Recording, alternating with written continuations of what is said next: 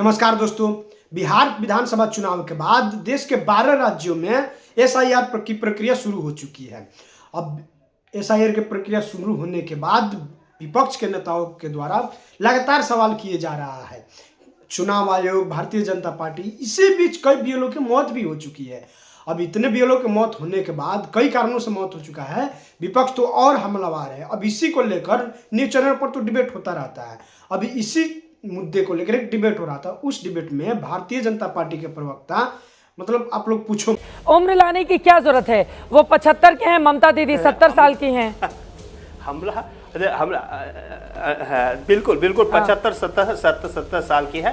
फिर देखिए, मैं एक चीज बोलते हैं, मालिक अचानक पहुंच गया है। मालिक बहुत, मतलब जो देख रहे हैं चारों तरफ से वोट चूड़ी लेकर चार बाट होने लगा है। मालिक बोले, नौकर तुम ऐसे क्यों किया है? नौकर बोला, मालिक আমি এসটা 2ab का फॉर्मूला किया जाए तो a square b square plus 2ab plus b square, एस्टा 2ab आप ही बताया था। मालिक एस्टा 2ab हमने दिया, कौन से गलती कर दिया मालिक? हम तो एस्टा 2ab दे दिया आपको, हम तो इतना अच्छा दिया मालिक, आपको तो खुश होना चाहिए, हमको राष्ट्रपति बनाने चाहिए, पद्मश्री मिलना चाहिए, हर कुछ मिलना चाहिए। आप नाराज मत होइए मालिक। क्या बोल रहे हैं? मुझे तो समझ में भी नहीं आ रहे संजय सरकार जी। जब एंकर कोई नहीं समझ में आ रहे, हमारे दर्शक कैसे समझेंगे? संजय सरकार जी, हम यहाँ का मिट्टी, यहाँ का जो मिट्टी है ना, बंगाल का जो मिट्टी है ना, ये मिट्टी तय करते हैं। यहाँ पर कोई मतलब जो धर्म मजहब के लड़ाई में नहीं आ सकता। ये मैं यहाँ पर अरे संजय सरकार जी, 2013 में वो लोग 3 विधानसभा जीते थे, 2021 में वो लोग 77 विधानसभा पर आकर खड़े हो गए हैं।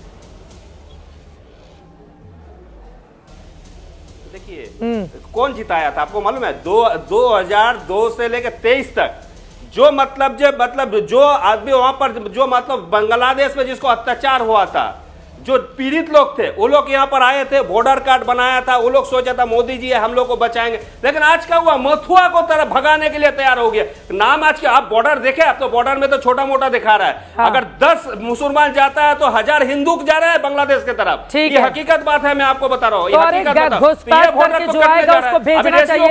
हिंदू मुसलमान की क्या बात हो गई? सुनिए ना चित्रा जी, हिंदू मुसलमान क्या हो गया? जो भी घुसपैठिया होगा उसको क्यों देश के संसाधनों का हक देना? हिंदू को जा रहा है। ठीक है, 26 में बोलिए के शर्मा जी।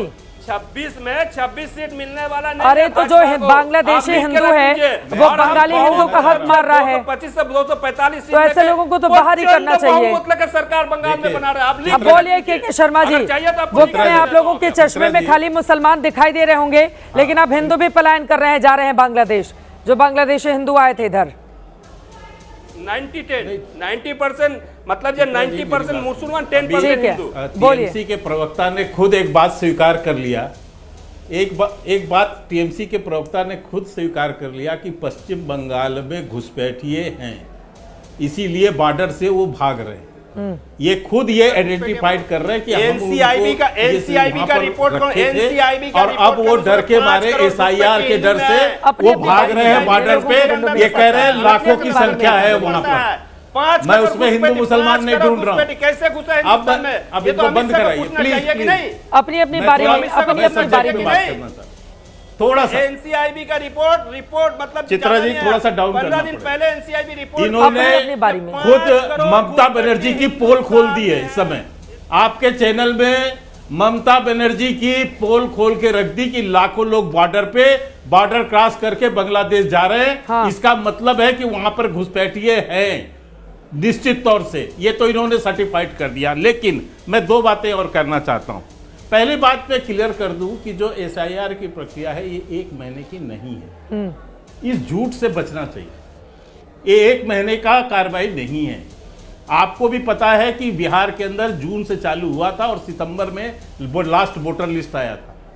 इसी तरह से यहां भी 3 महीने की प्रक्रिया है। यहां जो बैठे हैं समाजवादी पार्टी के और कांग्रेस के लोग, ये इसी तरह डरा के लोगों को धमका के और लोगों के अंदर डर पैदा करना चाहते हैं। ठीक है, 1 महीने की। हाँ, आलोक शर्मा जी, मैं आपके पास आ रही हूँ। एक बार जल्दी से संजय सरकार जी, ये तो मान गए ना बांग्लादेशी घुसपैठिया भाग रहे हैं। मैं भाटी जी से ये कहना चाह रहा हूँ कि भाटी जी पहले ये समझ लीजिए, आप ये कह रहे हैं कि इनके पास इतने संसाधन हैं, इतनी फौज है। अरे साहब, हमारे पास संगठन है, घुसपैठी क्यों आपके देखते हैं? पास क्या है ये आप अच्छे देखने से का जिम्मेवारी जानते किसको है? हैं। कांग्रेस के पास तो कुछ किसका नहीं है, जिम्मेवार नीचे किसका है? एक कार्यकर्ता नहीं है। गृहमंत्री ठीक है, और कल्याण आप शर्मा जी केवल जवाब कैसे लफड़ाबाजी दीजिए? से राजकुमार आप Bhati line of ji, control नीचे कोई कार्यकर्ता आपके पास भी नहीं है। इसलिए आपको डर है। करता है आईबी इंटेलिजेंस ब्यूरो, समझ वो भी गए? गृहमंत्री और के अंदर में है। हमारे अगर पास कोई घुसपैठी हम आता है तो उसको ऑर्गेनाइजेशन NIA, के हैं, नेशनल संगठन इंटेलिजेंस के हैं, एजेंसी, इसलिए हम नीचे वो काम देखता कर है। रहे हैं। सुपर मॉनिटरिंग कौन करता है? प्रधानमंत्री के दफ्तर में रॉ रिसर्च एनालिसिस हुइंग, ठीक है। इतना भी नहीं जानता है। हाँ। अगर तो घुसपैठी इसलिए रोहिंग्या अब घुसता है इनको- तो अमित शाह को जाकर पूछिए ना। संजय जी को क्यों बता नहीं दीजिए पूछता कि अमित शाह ममता को? बनर्जी का और पोल NCI खोल दिया है, अब NCI हमारी बात सही साबित हो रही है। इंटेलिजेंस ब्यूरो, संजय जी, हमारी बात सही साबित हो रही है।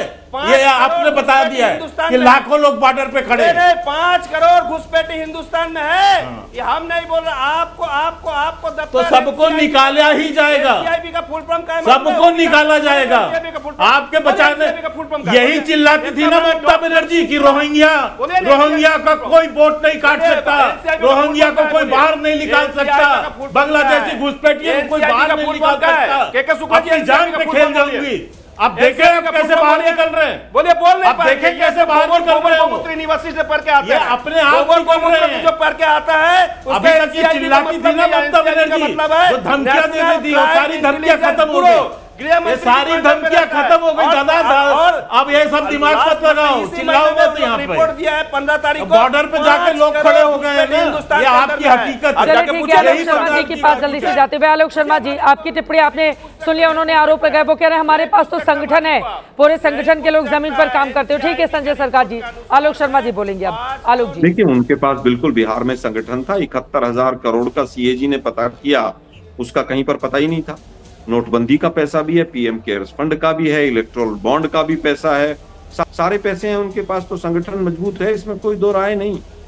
ये बिल्कुल सच बात है कि बीजेपी के पास संगठन मजबूत है, क्योंकि भ्रष्टाचार का भयंकर पैसा वो संगठन पर खर्च करते हैं। अब वापस आते हैं बांग्लादेशी पर, घुसपैठियों पर।